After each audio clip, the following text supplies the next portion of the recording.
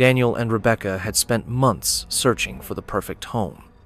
When they finally found the charming house on Maple Lane, it seemed too good to be true. A quiet suburban street, a large backyard, and friendly neighbors who greeted them warmly. It felt safe. It felt like home. But they hadn't met the boy next door yet. The first time Daniel saw him, the kid was standing at the edge of their property, staring.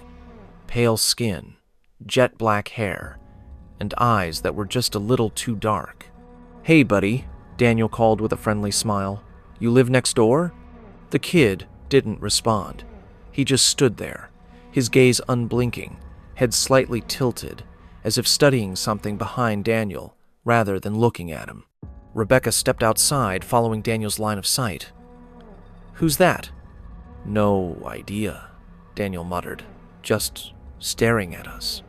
The boy suddenly grinned wide, too wide for a child, and took a step backward, retreating toward his house without a word.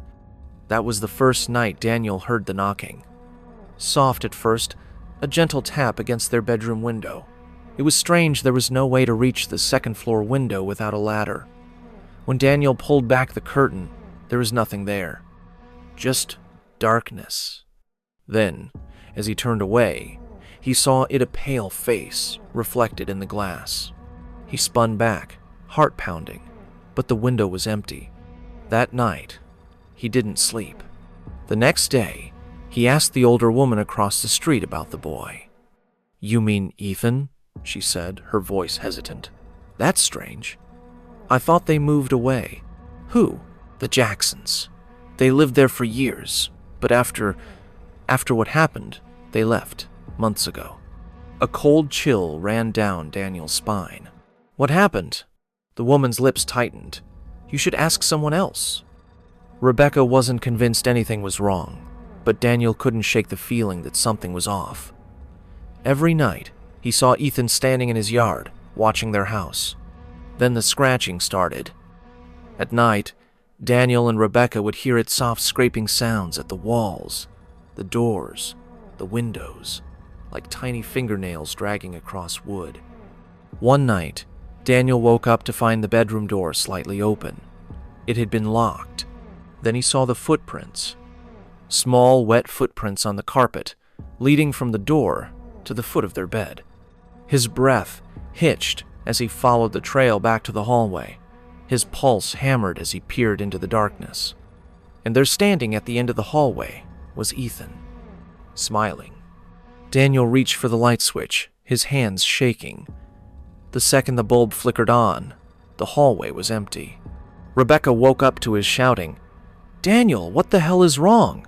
"I saw him," Daniel panted. "He was in the house." Rebecca frowned. "Who?" Daniel swallowed hard. "The boy." Rebecca sighed. "You're not sleeping well. Maybe it's stress." But Daniel knew what he saw. The next day, Daniel did something he should have done earlier. He looked up Ethan Jackson. His blood ran cold. Ethan Jackson had died 2 years ago. The article was short, just a small headline in the local news. Tragic accident. 8-year-old boy drowns in backyard pool. Parents devastated. But that didn't make sense. He had seen him, heard him. That night, Daniel nailed the windows shut. He placed salt at every doorway. He wasn't religious, but at this point, was willing to try anything. At 3:13 a.m., he woke to Rebecca's scream.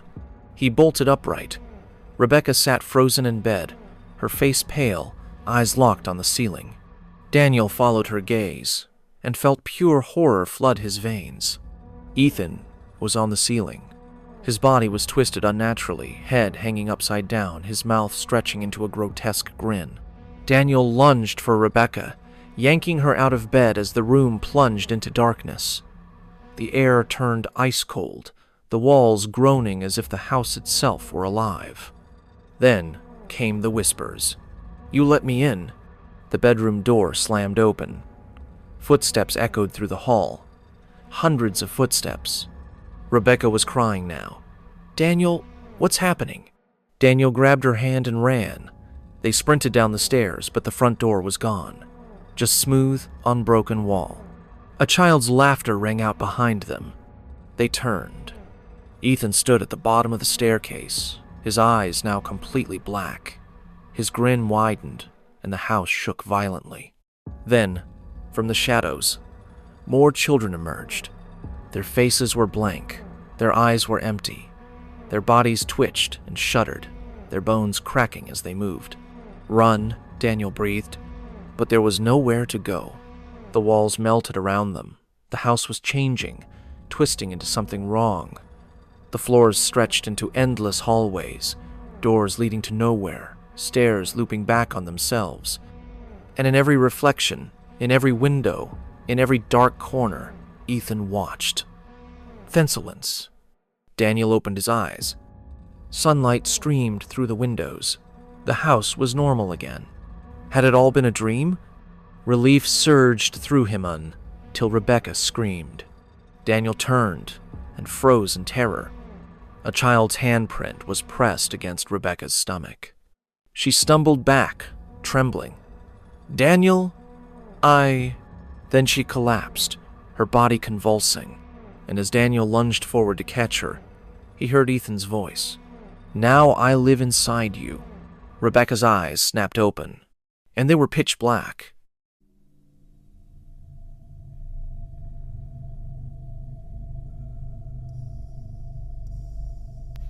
Mary, Pari, and Sarah had been searching for an apartment for months before finally finding one that fit their budget.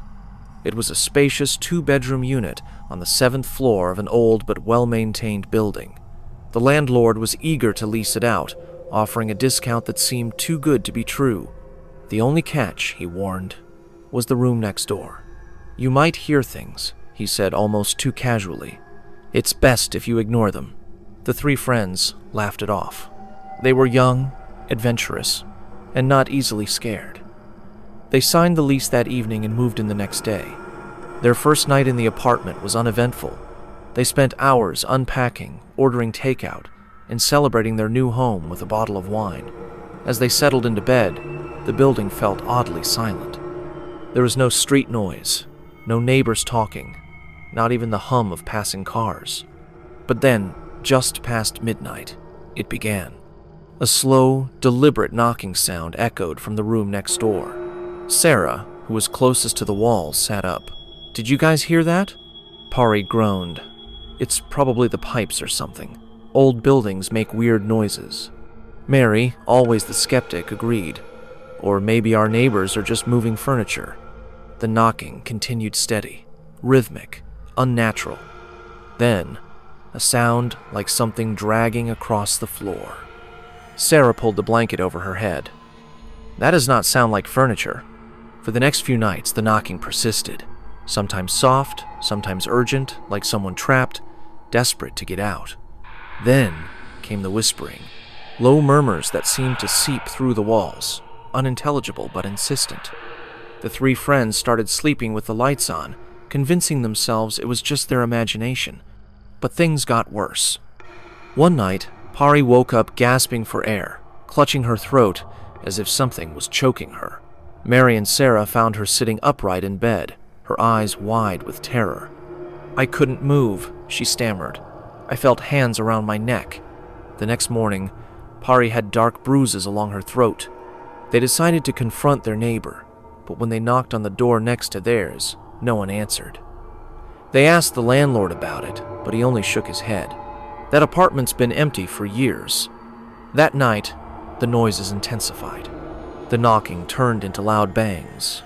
The whispers became distorted, and the dragging sound was replaced by something far worse scratching, as if long nails were raking against the wooden floor. Mary, fed up, grabbed a flashlight and stormed out into the hallway. "I'm checking that damn room." Sarah and Pari followed, clutching each other.